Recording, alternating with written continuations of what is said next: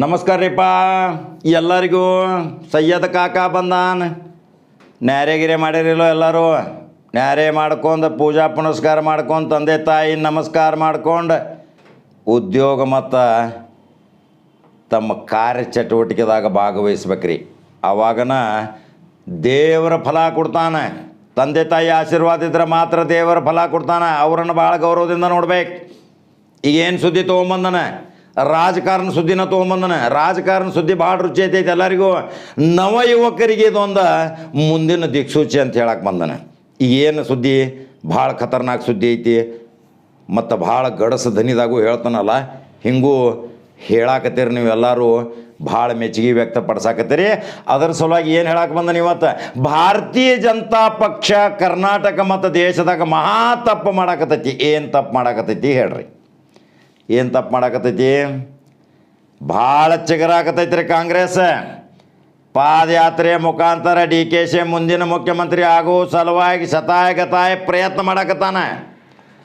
ಆ ಲಂಗ್ ಲಗಾಮಿಲ್ಲದ ಕುದುರೆಗೆ ಕೊಂಕಿ ಹಾಕಾವ ಯಾವ ಬೆಳಗಾವಿ ಜಿಲ್ಲಾದಾಗ ಅದಾನು ಅಂಥ ಗಂಡು ಹುಲಿ. ಆ ಗಂಡು ಹುಲಿಗೆ ತಕ್ಷಣ ಮಂತ್ರಿ ಕೊಡುವಾರ. ಜಿಲ್ಲಾ ಉಸ್ತುವಾರಿ ಮಂತ್ರಿ ಕೊಡ್ಬೇಕು. ಮಂತ್ರಿ ತಕ್ಷಣ ಮಾಡ್ಬೇಕು ಕರ್ನಾಟಕ BJP ಹೈಕಮಾಂಡ್ ಮತ್ತು ದೆಹಲಿ ಹೈಕಮಾಂಡ್.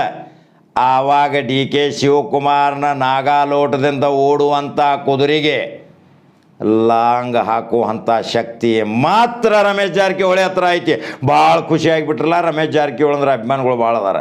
ರಮೇಶ್ ಜಾರಕಿಹೊಳಿ ಮೇಲೆ ಏನು ಅಚ್ಚುಮೆಚ್ಚು ಪ್ರೀತಿರಿಪ ಏನು ಗೊತ್ತಿಲ್ಲ. ರಮೇಶ್ ಜಾರಕಿಹೊಳಿ ಅಂದ್ರೆ ತಕ್ಷಣ ಎಲ್ಲರೂ ಅಗದಿ ಹೊರಪದಿಂದ ಮಾತಾಡ್ತೀರಿ. ಫೋನ್ ಮಾಡಿ ಹೇಳ್ತೀರಿ ಭಾಳ ತಪ್ಪು ಮಾಡಾಕತ್ತಾರ ಕಾಕ ಕರ್ನಾಟಕದ BJP ಅವರ ಅಂಥೇಳಿ. ನಾ ಮುಂಚಿತನೂ ಹೇಳಿದ್ನಿ, ಬರ್ತಾ ಹೇಳ್ಕೊತಾ ಬಂದಿದ್ನೆ. ಹೇಳಿದ ಭವಿಷ್ಯ ಯಾವಾಗಲೂ ಸುಳ್ಳಾಗಿಲ್ಲ, ಸತ್ಯ ಭವಿಷ್ಯ ಹಾಕೋತ ಬಂದೈತಿ. ಸಂಕ್ರಮಣಕ್ಕೆ ಕೊಡ್ತಾರಂದಿರ ಮಂತ್ರಿ ಸ್ಥಾನ, ಕೊಡುದಿಲ್ಲ ಅಂತ ಹೇಳಿದ್ನಿ. ಯಾಕೆ ಕೊಡುವಾರ? ಹಿಂದುಳಿದ ನಾಯಕ ಬಲಾಢ್ಯವಾಗಿ ರಾಜಮಟ್ಟದಾಗ ಬೆಳಿತಾನೆ.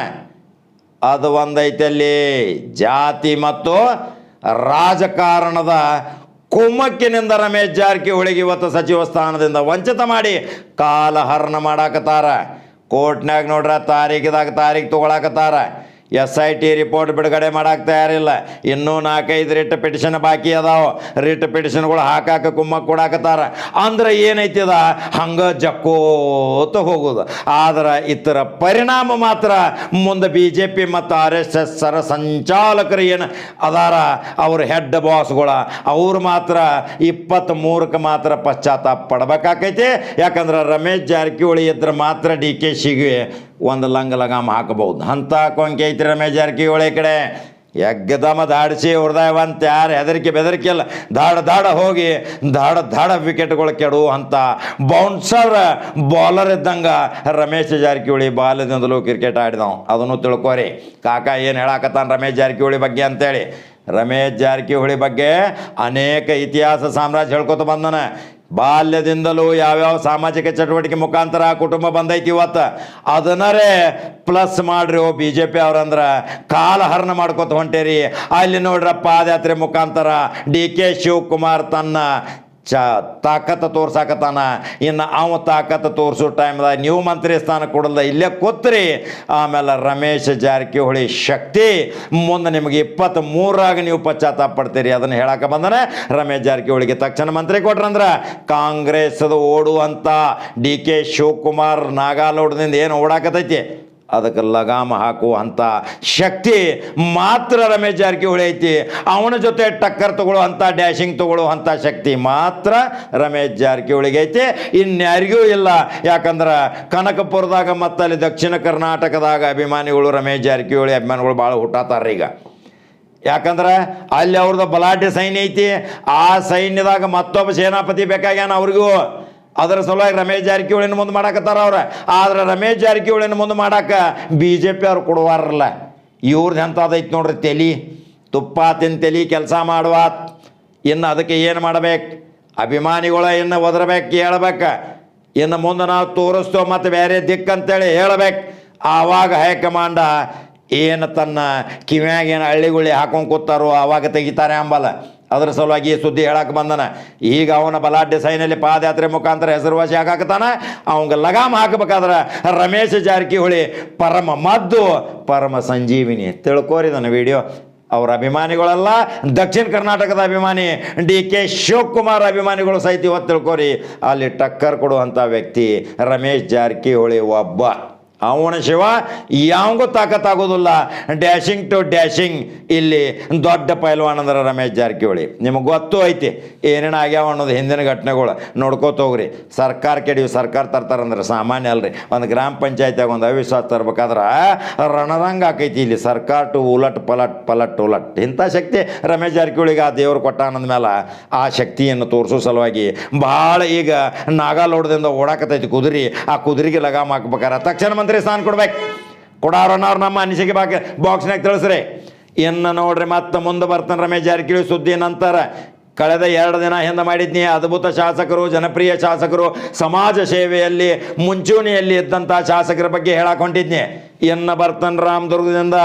ರಾಮದುರ್ಗದಾಗ ಒಬ್ಬ ಅಶೋಕ ಪಟ್ಟಣ ಅಂತೇಳಿ ಒಬ್ಬ ಶಾಸಕ ನನಗೆ ಗೊತ್ತೈತಲ್ಲ, 2-3 ಸಾರಿ ಶಾಸಕ ಆಗಿ, ಚೀಫ್ ವಿಪ್ ಆಗಿ, ಮುಖ್ಯ ಸಚೇತಕ ಆಗಿ, ವಿಧಾನಸೌಧ ಎಲ್ಲ ಕಾಂಗ್ರೆಸ್ದ ಶಾಸಕರ ಒಂದು ಕ್ಯಾಪ್ಟನ್ ಆದಂಥ ಆ ಶಾಸಕ ಇನ್ನು ಮುಂದೆ 2023ದಾಗ ತನ್ನ ಬಾವುಟ ಹಾರಿಸ್ತಾನ.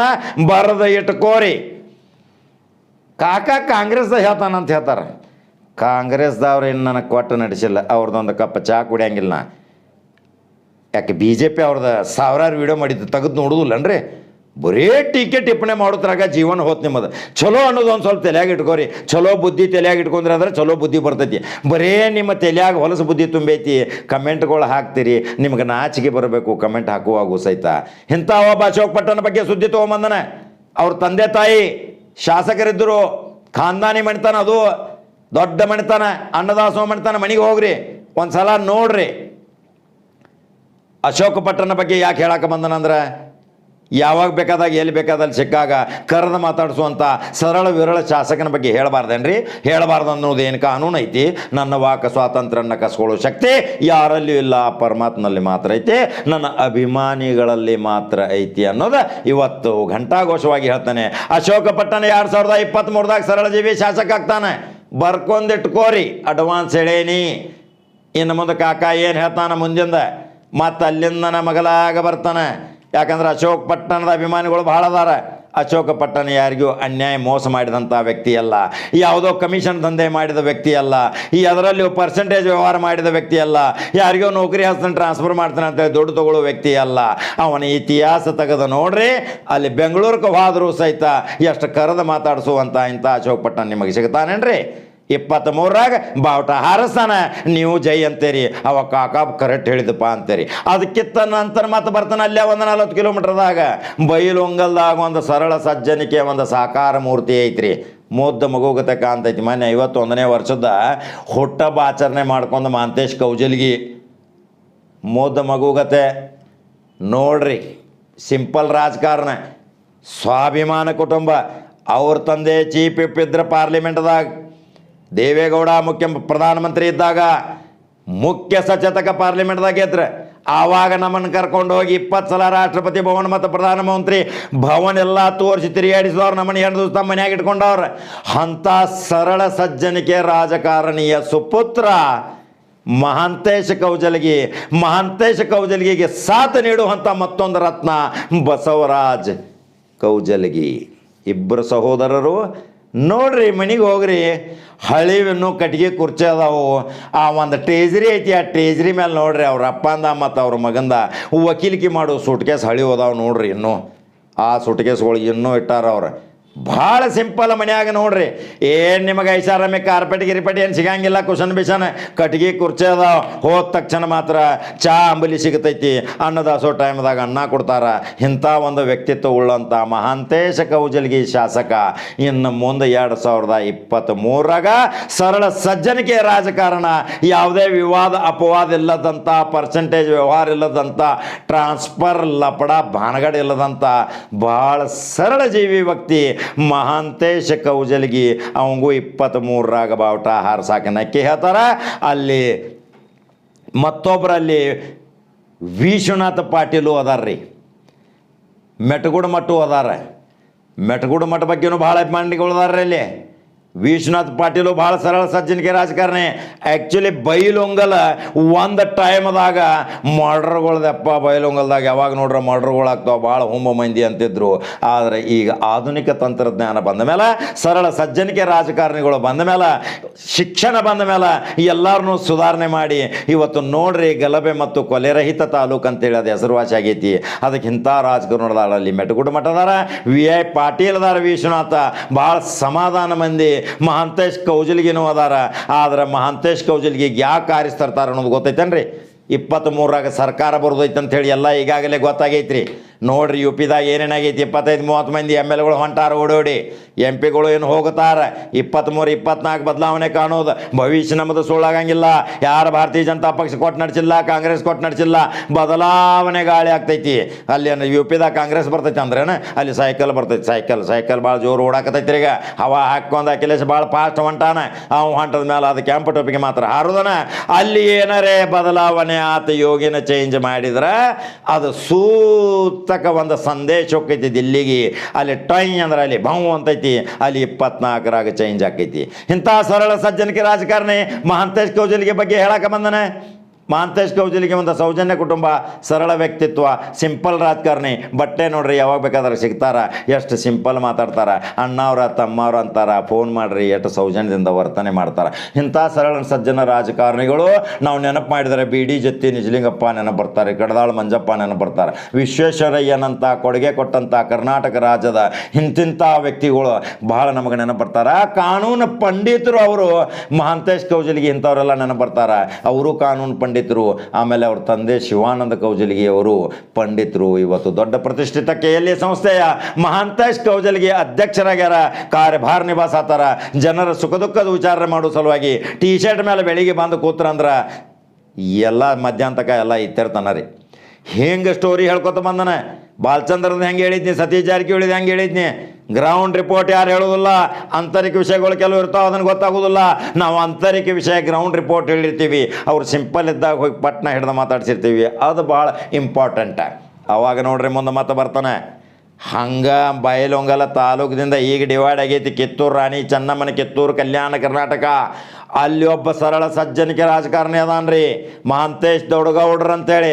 ಇಲ್ಲಿ ಮಹಾಂತೇಶ್ ದೊಡ್ಡಗೌಡ್ರ, ಮಹಾಂತೇಶ್ ಕೌಜಲ್ಗಿ ಈ ಎರಡೂ ಒಂದ ತಾಲೂಕಿನಾಗ. ಈಗ ತಾಲೂಕು ಕಿತ್ತೂರಾಗೈತಿ. ಆದ್ರೆ ಮಹಾಂತೇಶ್ ದೊಡ್ಡಗೌಡ್ರದು ಒಂದು ಸಮಾಜ ಸೇವೆದಾಗ ಭಾಳ ಅಪಾರ ಕೊಡುಗೆರೆ. ಭಾಳ ಒಳ್ಳೆಯ ಸರಳ ಸಜ್ಜನಿಕೆ ಸೌಜನ್ಯಯುತ ಶಾಸಕ. ಇಂಥ ಶಾಸಕರುಗಳು ನಮಗೆ ಸಿಗಬೇಕಾದ್ರೆ ಭಾಳ ಅಪರೂಪ. ಯಾಕಂದ್ರೆ ಅಲ್ಲಿ DB ಇನಾಮದಾರ್ ಧನಿ ಏನಾದರೂ ಮತ್ತು 2023ರಾಗ ಎಲ್ಲರೇ ಮತ್ತು ಹೆಲ್ತ್ ಚಲೋ ಆಗೈತೆ ಅಂತೇಳಿ ಏನಾರೇ ಕಣಕ್ಕೆ ಹೇಳೋದರ ಮಾತ್ರ ಮಹಾಂತೇಶ್ ದೊಡ್ಡಗೌಡ್ರ ಅವರೆಲ್ಲ ಸಂಬಂಧಿಕರ ರೀ. ಆಮೇಲೆ ಏನು ಮಾಡ್ತಾರೆ ಅದು ಮುಂದಿನ ಭವಿಷ್ಯ ಕಿತ್ತೂರು ಮತಕ್ಷೇತ್ರದ ಜನತೆ ಹೇಳಬೇಕು. ಈ ಕಲ್ಯಾಣ ಕರ್ನಾಟಕ ಮಾಡೋ ಸಲುವಾಗಿ ಕಿತ್ತೂರು ಚೆನ್ನಮ್ಮ ಒಂದು ಕೋಟೆಯ ಸಂರಕ್ಷಣೆ ಸಲುವಾಗಿ, ಅಲ್ಲಿ ಅಭಿವೃದ್ಧಿ ಮಾಡೋ ಸಲುವಾಗಿ 200 ಕೋಟಿ ರೂಪಾಯಿದು ಒಂದು ಪ್ರಪೋಸಲ್ ಮಾಡ್ಕೊಂತಂದಾರ. ಹಣಕಾಸಿನ ಕೊರತೆ ಇದ್ದ ಕಾರಣ ಕಂತು ದುಡ್ಡು ಬರುವ. ಆಮೇಲೆ ಅಲ್ಲಿ ಮಹಾಂತೇಶ್ ದೊಡ್ಡಗೌಡ್ರ ಅಲ್ಲಿ ತಮ್ಮ ಡಿಪಾರ್ಟ್ಮೆಂಟ್ಗಳು ಅದಾವ. ಅಲ್ಲಿ ಎಂತಿಂಥ ಒಳ್ಳೊಳ್ಳೆ ಇಂಜಿನಿಯರ್ನ, ಎಂತಿಂಥ ಒಳ್ಳೊಳ್ಳೆ ಅಧಿಕಾರಿಗಳನ್ನ ಹಾಕೊಂಡ್ಬಂದ. ಔರಂಗನ ಕೇಳಬೇಕು, ಔರಂಗನ ಇರಬೇಕು, ಔರಂಗನ ಸರಳ ಇರ್ಬೇಕಂತೇಳಿ ಅಭಿವೃದ್ಧಿ ಪಥದತ್ತ ಹೊಂಟೈತಿ ಇವತ್ತು ಬೈಲೊಂಗಲ ಮತ್ತು ಕಿತ್ತೂರು ಕ್ಷೇತ್ರ. ನೋಡ್ರಿ ನೀವು ಅಶೋಕ ಪಟ್ಟಣ ಮಾಡಿದಂಥ ಸಾವಿರಾರು ಕೋಟಿಯ ಅಭಿವೃದ್ಧಿ ಕಾರ್ಯ, ಇಲ್ಲಿ ಮಹಾಂತೇಶ್ ಕೌಜಲ್ಗಿ ಮಾಡಿದ ಅಭಿವೃದ್ಧಿ ಕಾರ್ಯ, ಇಲ್ಲಿ ಮಹಾಂತೇಶ್ ದೊಡ್ಡಗೌಡರು ಮಾಡಿದ ಅಭಿವೃದ್ಧಿ ಕಾರ್ಯ, ಇವೆಲ್ಲ ಮುನ್ಸೂಚನೆ ಮುಂದಿನ ಇನ್ನು 2023ಕ್ಕೆ ಆಕೈತ್ರಿ. ಈ ಕಡೆ ಬರ್ರಿ, ಮತ್ತೆ ಚಿಕ್ಕೋಡಿ ಜಿಲ್ಲಾಕ್ಕೆ ಬರ್ತಾನೆ. ಬೆಳಗಾವಿ ಜಿಲ್ಲಾದಿಂದ ಮತ್ತೆ ಚಿಕ್ಕೋಡಿ ಜಿಲ್ಲಾಕ್ಕೆ ಬರ್ತಾನೆ. ಚಿಕ್ಕೋಡಿ ಜಿಲ್ಲಾದಾಗ ಇವತ್ತು ಗ್ರ್ಯಾಂಟ್ ಯಾವುದೂ ಇಲ್ಲ, ಅನುದಾನ ಬರ್ತಾ ಇಲ್ಲ, ಡಿಪಾರ್ಟ್ಮೆಂಟ್ಗಳು ಹಾಳಾಗಿ ಹೋಗ್ಯಾವೆಲ್ಲ ಅಂಥೇಳಿ. ಅದಕ್ಕೆ ಕಾರಣೀಭೂತ ಯಾರು ಗೊತ್ತೈತೇನ್ರಿ? ಪ್ರಕಾಶ್ ಹುಕ್ಕೇರಿನ ಸೋಲಿಸಿರಿ, ಗಣೇಶ್ ಹುಕ್ಕೇರಿನ ಗೆಲ್ಲಿಸಿರಿ, ಸರ್ಕಾರ ಬರಲಿಲ್ಲ. ಇವತ್ತು ಚಿಕ್ಕೋಡಿಯ ಪ್ರತಿ ಜಿಲ್ಲಾಧಿಕಾರಿಗಳು ಏನು ಕಚೇರಿಗಳದಾವ, ಕೋಟ್ಯಾಂತರ ರೂಪಾಯಿ ಅನುದಾನ ತರುವಂಥ ಒಬ್ಬ ಏಕೈಕ ರಾಜಕಾರಣ ಬೆಳಗಾವಿ ಜಿಲ್ಲಾದಾಗ ಅಂದ್ರೆ ಮಿಶಿಮ ಪ್ರಕಾಶ್ ಹುಕ್ಕೇರಿ. ಯಾವಾಗಲೂ ತೋಳೇರಿ ಸೆಕ್ರೆಟರಿದಾಗ ಅಡ್ಡಾಡಕತ್ತಂದ್ರೆ ಈ FD ಡಿಪಾರ್ಟ್ಮೆಂಟ್ ಅಂಡರ್ ಸೆಕ್ರೆಟರಿಗಳು ನಡಗುತ್ತಿದ್ರು. ತಕ್ಷಣ ಗ್ರ್ಯಾಂಟ್ ತೊಗೊಂಡು ಬಂದು ಇವತ್ತು ಚಿಕ್ಕೋಡಿ ಅಭಿವೃದ್ಧಿದಾಗ ಪಥದಾಗ ಹೊಂಟಿತ್ತು.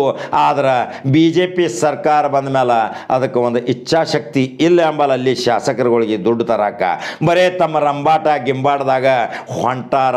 ಆದ್ರೆ ಅವ್ರು 23ರಾಗಿನ ಮನೆ ಹಿಡಿಯವ್ರ. ಮತ್ತು ಪ್ರಕಾಶ್ ಹುಕ್ಕೇರಿ ಗಣೇಶ್ ಹುಕ್ಕೇರಿ ದರ್ಬಾರ್ ಚಾಲೂ ಆಗೋದಲ್ಲಿ. ಇವತ್ತು ನೋಡ್ರಿ RDPR PRE sericulture horticulture land army tahsildar ಕಚೇರಿ ತಾಲೂಕಾ ಪಂಚಾಯತ್ ಎಷ್ಟು ಗ್ರ್ಯಾಂಟ್ ವಂಚಿತದಿಂದ ಇಲ್ಲಿ ತಿರುಗಾಡಕತ್ತಾರ. ಆದ್ರೆ ಪ್ರಕಾಶ್ ಹುಕ್ಕೇರಿ ಸಾಹೇಬ್ರಿಗೆ ಹೇಳ್ರಿ ನಮ್ಮ ಸರ್ಕಾರ ಇಲ್ಲ, ಏನು ಮಾಡೋಕ್ಕೆ ಸಾಧ್ಯ ಇಲ್ಲ. ಗಣೇಶ್ ಹುಕ್ಕೇರಿ ವಿರೋಧ ಪಕ್ಷದಾಗದಾರ, ಹೋಗಿ ಕೂಗೆಬ್ಸಾಕ್ ಬರಂಗಿಲ್ಲ. ಆದ್ರೆ ಅಲ್ಲಿ ಪ್ರೆಸೆಂಟ್ ಮಂತ್ರಿಗಳು ಇದ್ದರು, ಆದ್ರೆ ಅವ್ರ ಕೈಲೇನೂ ಆಗ್ತಾ ಇಲ್ಲ. ಮಹಾಂತೇಶ್ ಕೌಟಿಗೆ ಮಟ್ಟ ಏನೋ ಒಂದು ಸ್ವಲ್ಪ ಸುಧಾರಣೆ ಮಾಡೋ ಸಲುವಾಗಿ ಪಾಪ ಪ್ರಯತ್ನ ಮಾಡಕತ್ತಿದ್ದ, ಅವನು ಸೋಲಿಸಿಬಿಟ್ರು. ಏನು ಮಾಡೋರ ಆ ಸೋಲನ್ನು ಜಾರಕಿಹೊಳಿ ಮೇಲೆ ಹಾಕಿ ಜಾರಕಿಹೊಳಿಗಳ್ನ ಖಂಡಮ್ ಮಾಡ್ಬೇಕಂತೇಳಿ ಏನು ಪ್ಲ್ಯಾನ್ ಹೂಡಿದ್ರು. ಈಗ ಅದು ಇನ್ನೂ ಎಚ್ಚತ್ತೈತೋ ಇಲ್ಲೋ ಹೈಕಮಾಂಡ್ ಏನು ಗೊತ್ತಾಗೋದಿಲ್ಲ. ಈ 5 ರತ್ನಗಳು ನೋಡ್ರಿ, ಅಶೋಕ್ ಪಟ್ಟಣ್, ಮಹಾಂತೇಶ್ ದೊಡ್ಡಗೌಡರು, ಮಹಾಂತೇಶ್ ಕೌಜಲ್ಗಿ, ಮಹಾಂತೇಶ್ ಕೌಟಿಗೆ ಮಟ್ಟ, ಗಣೇಶ್ ಹುಕ್ಕೇರಿ, ರಮೇಶ್ ಜಾರಕಿಹೊಳಿ, ಇವರ ಇತಿಹಾಸ ಹೇಳ್ಕೊತ ಬಂದೇನೆ. ನಿನ್ನೆಲ್ಲ ಮೊನ್ನೆ ದುರ್ಯೋಧನ ಒಳ್ಳೇದು ಹೇಳೇನು, P ರಾಜುದು ಹೇಳೇನು, ಲಕ್ಷ್ಮಣ ಸೌದಿದ ಮೊನ್ನೆ ಹೇಳೇನು, ಇನ್ನು ರಾಜು ಕಾಗೇದ ಅಲ್ಲಿ ಬರ್ತಾನೆ ಕಾಗವಾಡಕ್ಕೆ. ರಾಜು ಕಾಗೆ ಈಗ ಪ್ರತಿಸ್ಪರ್ಧಿ ಅಲ್ಲಿ ಯಾರಿಲ್ಲ. ರಾಜು ಕಾಗೆಗೆ ಮಾತು ಹೆಲ್ತ್ದಿಂದ ಚಲೋ ಆಗಿ ಮಾತು ನಡೆದಾಡಕತ್ತ ನವ ಯುವಕನಗತೆ. ಅಂದ್ರೆ 2023ರಾಗ ರಾಜು ಕಾಗೆಗೆ ಗೆಲುವಲ್ಲಿ ತೋರಿಸ್ತಾರೆ. ಯಾಕೆ ಗೊತ್ತೈತೇನ್ರಿ, ಒಮ್ಮೆ ಸೋಲಿಸಿ ಅನುಕಂಪ ಗಳಿಸ್ಕೊಂಡಾರ. ಆ ಸೋಲ್ಸಿದ ಪಶ್ಚಾತ್ತಾಪ ಪಟ್ಟಾರ. ರಾಜು ಕಾಗೇನೋ ಅಭಿವೃದ್ಧಿದಾಗ ಭಾಳ ಶಾಣೆ, ಓಡಾಡಿ ಓಡಾಡಿ ಓಡಾಡಿ ಹೋಗಿ ಅಲ್ಲಿ ಸೆಕ್ರೆಟರಿದಾಗ ದುಡ್ಡು ತರುವಂಥ ವ್ಯಕ್ತಿ. ರಾಜು ಕಾಗೇನೋ ಮಾತ್ರ ಈ ಸಾರಿ 23ದಾಗ ಬಾವುಟ ಹಾರಿಸ್ತಾರೆ. ಯಾವುದು ಕಾಕ ಹೇಳ್ತಾನೆ ಅದು ಸುಳ್ಳು ಆಗೋದಿಲ್ಲ. 23ರಾಗ ಒಂದು ಮಹಿಳೆ ಸೋಲ್ತೈತಿ, 2ನೇ ಮಹಿಳೆ ಸೋಲು ಸಂಭವದಾಗ ಬರ್ತೈತಿ. ಆ ಭವಿಷ್ಯನ ಒಡೆದು ಹೇಳೋದಿಲ್ಲ. ಅದನ್ನು ನೀವು ನನಗೆ ಕಮೆಂಟ್ ಬಾಕ್ಸ್ನಾಗ ಹೇಳ್ಬೇಕು. ನಮ್ಮನ್ನು ಹೇಳೇನಿ ಉತ್ತರ ಕರ್ನಾಟಕದಿಂದ 3ರಾಗ ಒಬ್ಬರು ಮುಖ್ಯಮಂತ್ರಿ ಆಕಾರ ಅಂತೇಳಿ ನೀವು ಕಮೆಂಟ್ ಬಾಕ್ಸ್ನಾಗ ನನಗೆ ತಿಳಿಸ್ಬೇಕು. ಈಗ ಇಲ್ಲಿ ಬೆಳಗಾವಿ ಜಿಲ್ಲಾದಾಗ 3 ಹೆಣ್ಮಕ್ಳ MLAಗಳು ಅದಾರ, ಒಬ್ಬರು ಮಂತ್ರಿ ಅದಾರ, 2 ಕಾಂಗ್ರೆಸ್ನಾಗ ಶಾಸಕಿಯರು ಅದಾರ. ಅತರಾಗ 2 ಸೋಲ್ತಾರೆ. ಇನ್ನು ಯಾರು ಸೋಲ್ತಾರೋ, ಯಾರು ರಣತಂತ್ರ ಹೆಣಿತಾರೋ, ಅಲ್ಲಿ ಯಾರು ಅವ್ರ ಬುಡ ಅಳಗ್ಯಾಡಿಸ್ತಾರ ಅನ್ನೋದು ನೀವು ಗ್ರೌಂಡ್ ರಿಪೋರ್ಟ್ ತಕ್ಕೊಂಡು ನನಗೆ ತಿಳಿಸ್ರಿ. ಅದರ ಇತಿಹಾಸ ನನ್ನ ಕಡೆ ಐತಿ. ಯಾಕಂದ್ರೆ ಅಧಿಕಾರದ ಮದ ಭಾಳ ಬಂದ ಮೇಲೆ ಮೆರಿಬಾರ್ದಂತ್ರಿ. ಅಧಿಕಾರದ ಮದ ಬತ್ತಂದ್ರೆ ಪಟಾಪಟ್ ಪಟಾಪಟ್ ಅಧಿಕಾರಿಗಳು ಬರಾಕತ್ತು ಅಂದ್ರೆ ಭಾಳ ಮೆರಿಬಾರ್ದತ್ರಿ. ಆ ಮೆರಲ್ದನ ಮತ್ತು ಸಹಾನುಭೂತಿಯಿಂದ ಎಲ್ಲರ ಜೊತೆ ಬೆರ್ತಕೋತಿದ್ರೆ ಗೆದ್ದರೂ ಗೆಲ್ಲಬಹುದು. ಆದ್ರೆ 2 ಮಹಿಳೆಯರು ಮಾತ್ರ ಖತರ್ನಾಕ್ ದಿಢೀರಂತ ಸೋಲವ್ರನ್ನ. ಆ 2 ಯಾರು ಅನ್ನೋದು ನೀವು ನನ್ನ ಕಮೆಂಟ್ ಬಾಕ್ಸ್ನಾಗ ತಿಳಿಸ್ರಿ. ಈ 5 ಮಂದಿ ಶಾಸಕರದ್ದು ಹೇಳೇನಿ, ಇವ್ರು 5 ಮಂದಿದ ಗ್ರೌಂಡ್ ರಿಪೋರ್ಟ್ ಹೇಳೇನಿ. ನಿಮ್ಮ ಅಭಿಪ್ರಾಯ ನನ್ನ ಜೊತೆ ಹಂಚ್ಕೊಳ್ರಿ. ನೀವು ನಂಬರ್ 1 ಚಾನಲ್ ಕಾಕಾನ ಸುದ್ದಿ ತಪ್ಪದ ಮರಿಲ್ದ ನೋಡ್ರಿ. ಮತ್ತಿನ್ನು ಧಾರವಾಡ ಬಿಜಾಪುರಕ್ಕೆ ಹೋಗಾವ, ಬೆಳಗಾವಿ ಜಿಲ್ಲಾದ ಮುಗ್ಯಾಕೆ ಬತ್ತು. ಇನ್ನು ನಾ ಧಾರವಾಡ, ಬೆಳಗಾವಿ, ದಾವಣಗೆರೆ, ತುಮಕೂರು ಅಲ್ಲಿಯವ್ರು ಕರಿಯಾಕತ್ತಾರ ನನಗೆ. ಬಳ್ಳಾರಿ ಅವ್ರ ಕಾಕ ನಮ್ಮ ಸುದ್ದಿ ಮಾಡು, ಮೈಸೂರು ಸುದ್ದಿ ಮಾಡು, ಗುಲ್ಬರ್ಗ ಸುದ್ದಿ ಮಾಡು, ಬಿಜಾಪುರ ಸುದ್ದಿ ಮಾಡು, ಬಾಗಲಕೋಟೆ ಸುದ್ದಿ ಮಾಡು ಕಾಕ ಅತ್ತ ಬಾಲ ಅಂತ ಹೇಳಕತ್ತಾರ. ಆದ್ರೆ ನಾವು ಒಬ್ಬ ಎಲ್ಲಿ ಅಡ್ಡಾಡೋದು, ಎಷ್ಟು ನನಗೆ ಸುದ್ದಿ ಬರ್ತಾವ ಅಷ್ಟು ಹೇಳ್ಕೊತ ಕೂತೇನೆ. ಇದಕ್ಕೆ ಬಗ್ಗೆ ನಿಮ್ಮ ಅಭಿಪ್ರಾಯಗಳು ನನಗೆ ಇವತ್ತು ತಿಳಿಸ್ರಿ. ಮತ್ತು ಅದನ್ನು ಬೆತ್ತರಿಸ್ತಾನೆ. ನಂಬರ್ 1 ಚಾನಲ್ ಫಾಲೋ ಮಾಡ್ತೀರಿ, ಸಬ್ಸ್ಕ್ರೈಬ್ ಮಾಡ್ತೀರಿ, ಯೂಟ್ಯೂಬ್ದಾಗ ಶೇರ್ ಮಾಡ್ತೀರಿ. ಮತ್ತು ಬರಲ್ರಿ ಬೇರೆ ಸುದ್ದಿ ಹೋಗಿ ಬರ್ತಾನೆ ರೀಪ್ಪ. ನಮಸ್ಕಾರ.